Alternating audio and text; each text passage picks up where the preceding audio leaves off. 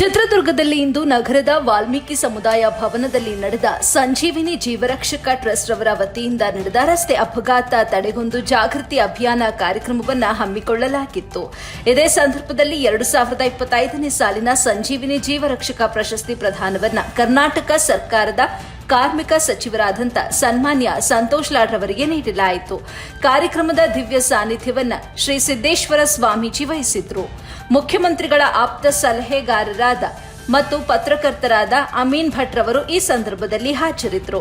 ಕಾರ್ಯಕ್ರಮವನ್ನ ನಾಡಗೀತೆ ಹಾಡುವುದರ ಮೂಲಕ ಮತ್ತು ದೀಪವನ್ನ ಬೆಳಗಿಸುವುದರ ಮೂಲಕ ಚಾಲನೆ ನೀಡಲಾಯಿತು. ಬಳಿಕ ಮಾತನಾಡಿದಂತ ಕಾರ್ಮಿಕ ಸಚಿವರಾದಂಥ ಸಂತೋಷ್ ಲಾಡ್ ಅವರು, ಇತ್ತೀಚಿನ ದಿನಗಳಲ್ಲಿ ಯುವ ಪೀಳಿಗೆಗಳಲ್ಲಿ ದುಶ್ಚಟಗಳು ಹೆಚ್ಚಾಗುತ್ತಿದ್ದು ರಸ್ತೆ ಅಪಘಾತಗಳು ಹೆಚ್ಚಳವಾಗುತ್ತಿವೆ. ಯುವಕರು ವಾಹನ ಪರವಾನಗಿ ಇಲ್ಲದಂತೆ ವಾಹನ ಚಾಲನೆ ಮಾಡುತ್ತಿದ್ದಾರೆ. ಜತೆಗೆ ಬೇರೆ ಬೇರೆ ದುಶ್ಚಟಗಳಾದಂಥ ಸಾರಾಯಿ, ಸಿಗರೇಟ್, ಗುಟ್ಕಾ ಇತ್ಯಾದಿಗಳಾದಂಥ ದುಶ್ಚಟಗಳನ್ನ ಆರಂಭ ಮಾಡಿ ವಾಹನವನ್ನ ಚಾಲನೆ ಮಾಡಿ ಅಪಘಾತಕ್ಕೆ ಬಲಿಯಾಗ್ತಾ ಇದ್ದಾರೆ. ಇವೆಲ್ಲವೂ ನಿಲ್ಲಬೇಕಾದ್ರೆ ಯುವಕರಲ್ಲಿ ಶಿಕ್ಷಣದ ಅರಿವು ತುಂಬಾ ಅಗತ್ಯವಾಗಿದೆ ಮತ್ತು ಸಾರ್ವಜನಿಕರು ವಾಹನವನ್ನ ಚಾಲನೆ ಮಾಡುವಾಗ ಕಡ್ಡಾಯವಾಗಿ ಹೆಲ್ಮೆಟ್ ಧರಿಸಬೇಕು ಅಂತ ತಿಳಿಸಿದ್ರು. ಬಳಿಕ ಸುದ್ದಿಗಾರರು ಮುಖ್ಯಮಂತ್ರಿ ಬದಲಾವಣೆ ವಿಚಾರವಾಗಿ ಕೇಳಿದ ಪ್ರಶ್ನೆಗಳಿಗೆ ಸಚಿವರು ವಿಪಕ್ಷಗಳ ವಿರುದ್ಧ ಹರಿಹಾಯ್ದರು.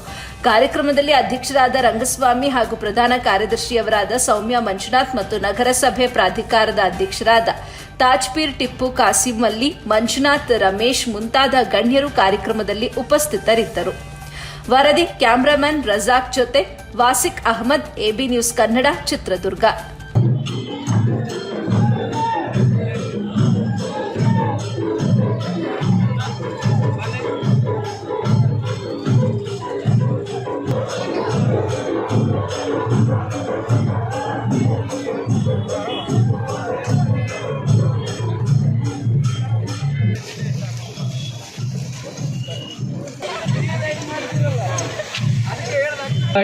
ಜಯ ಹೇ ರಸ ಋಷಿಗಳ ಬೀಡಿ, ಭೂದೇವಿಯ ಮಕುಟದ ನವಮಣಿಯೇ, ಗಂಧದ ಚಂದ ಪಂಜಲ ಗೌತಮ ಜಿನಮುತ್, ಭಾರತ ಜನನಿಯ ತನು ಜಾತೆ.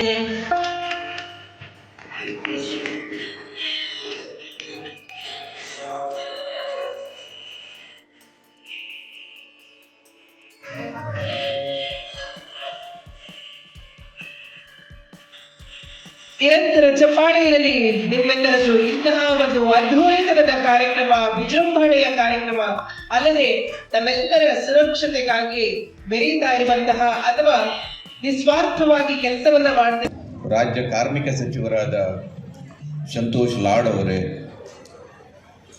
ಜೀವರಕ್ಷಕರಾದ ರಂಗಸ್ವಾಮಿ ಇಂಗಳದಾಳ್ ಅವರೇ, ಜೀವರಕ್ಷಕರಾದ ಡಾಕ್ಟರ್ ಸೌಮ್ಯ ಮಂಜುನಾಥ್ ಸ್ವಾಮಿ ಅವರೇ ಮತ್ತು ಇಲ್ಲಿ ಸೇರಿರುವ ಎಲ್ಲ ಜೀವರಕ್ಷಕ ಕಾರ್ಯಕರ್ತರೇ,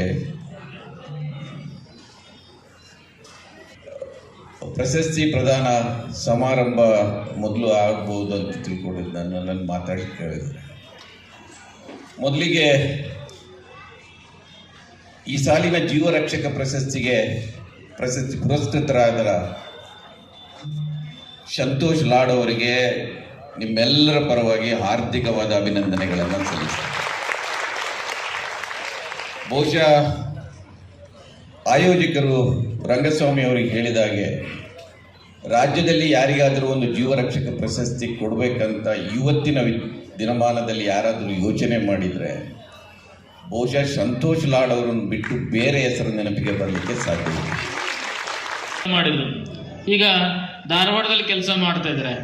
ಒಂದಿಷ್ಟು ಜನ ರಾಜಕಾರಣಿಗಳಿದ್ರು, ಕೆಲವೊಂದಿಷ್ಟು ಜನ ಸಮುದಾಯದ ಸದ್ಭಕ್ತರಿದ್ರು. ನಾನು ಸುಮ್ಮನೆ ಕೇಳ್ತಾ ಇದ್ದೆ ಎಲ್ಲರಿಗೂ ಸಹಿತ, ಎಷ್ಟು ಕೊಟ್ರಿ ಬರಲಿಕ್ಕೆ, ಮಾಡಿಸ್ಕೊಳಕ್ಕೆ ಎಷ್ಟು ಕೊಟ್ರಿ? ಹೀಗೆ ಸಹಜವಾಗಲಿ ಸರ್ಕಾರ ಆದಮೇಲೆ ಅಧಿಕಾರಿಗಳ ಮೇಲೆ ಕೊಟ್ಟುಕೊಳ್ಳೋ ವ್ಯವಹಾರಗಳಿರ್ತಾವಲ್ಲ, ನಾನು ಸುಮ್ಮನೆ ಕೇಳ್ತಾ ಇದ್ದೆ, ಸ್ವಾಮೀಜಿ ನಾವು 1 ರೂಪಾಯಿನೂ ಸಚಿವರಿಗೆ ಕೊಟ್ಟಿಲ್ಲ, ಯಾರಿಗೂ ಕೊಡಿಸೂ ಇಲ್ಲ, ಸಹಜವಾಗಿ ಆಗಿದ್ದೀವಿ ಅಂತೇಳಿ. ಅಂದ್ರೆ ಇವತ್ತಿನ ರಾಜಕಾರಣದಲ್ಲಿ ಭ್ರಷ್ಟಾಚಾರ ರಹಿತ ರಾಜಕಾರಣಿ ಯಾರಪ್ಪ ಅಂತಂದ್ರೆ ಯಾವುದೇ ನಿಯಮ ಇಲ್ಲ ಅಂತ. ಕಾಂಗ್ರೆಸ್ನಲ್ಲಿ ಹೈನೂ ಇಲ್ಲ, ಕಮಾಂಡೂ ಇಲ್ಲ ಅಂತ ಹೇಳಿ ಬೊಮ್ಮಾಯಿ ಅವರು ಹೇಳಿದ್ರು. ಅವ್ರಿಗೇನು ಪ್ರಾಬ್ಲಮ್ ಇದೆ ಅಂತದ್ರಿಂದ ಸಿಎಂ ಕುರ್ಚಿ ವಿಚಾರದಲ್ಲಿ ಅವರೇ ಕೆಲಸ ಮಾಡ್ಕೊತಿದ್ದಾರೆ. ಇಲ್ಲಿವರೆಗೂ ಹೈಕಮಾಂಡ್ ಅಂತ ಹೇಳ್ತಿದ್ರು ಖರ್ಗೆ ಅವರು, ಈಗ ರಾಹುಲ್ ಗಾಂಧಿ ಅವರು ತೋರಿಸ್ತಾ ಇದ್ದಾರೆ. ಹಂಗಾಗಿ ಅವ್ರಿಗೆ ಐನೂ ಇಲ್ಲ, ಕಮಾಂಡ್ ಇಲ್ಲ ಅಂತ ಹೇಳಿದ್ರು. ನಮ್ಮ ಪಾರ್ಟಿ ನಮಗೆ ಗೊತ್ತಿದೆ ಯಾರು ನಮ್ಮ ಹೈಕಮಾಂಡ್ ಅಂತ. ಸೊ ಬೊಮ್ಮಾಯಿ ಸಾಹೇಬ್ರು ಹೇಳಿರ್ತಕ್ಕ ನಾನು ಹೆಂಗೆ ವಿರುದ್ಧವಾಗಿ ಮಾತಾಡ್ತೀನಿ. ನಮಗೆ ಗೊತ್ತಿದೆ ನಮ್ಗೆ ಯಾರ ಕಮಾಂಡ್ ಅಂತ ನಮ್ಗೆ ಗೊತ್ತಿದೆ. ಅದ್ರ ಬಗ್ಗೆ ಏನು ಚರ್ಚೆ ಮಾಡೋದು ಅವಶ್ಯಕತೆ ಇಲ್ಲ. ಸರ್, CM ಬದಲಾವಣೆ ವಿಚಾರದಲ್ಲಿ ಎಲ್ಲ ನಿಮ್ಮ ಕಾಂಗ್ರೆಸ್ ಪಕ್ಷದಲ್ಲಿ ಗುದ್ದಾಟ ಆಗ್ತಿದೆ, ಆದರೆ ರಾಜ್ಯದ ಅಭಿವೃದ್ಧಿ ಕೆಲಸದಲ್ಲಿ ಏನೂ ಆಗ್ತಿಲ್ಲ ಅಂತ ಯಾರು ಹೇಳಿದ್ರು? BJP ವಿಜೇಂದ್ರ ಹೇಳಿದ್ದಾರೆ ಸರ್. ಈಗ ಡೆಲ್ಲಿನಲ್ಲಿ ಏರ್ ಕ್ವಾಲಿಟಿ ಹೆಂಗಿದೆ ಅಂತ ಈಗ ಬೇರೆ ದೇಶಗಳು ಕೆನಡಾ,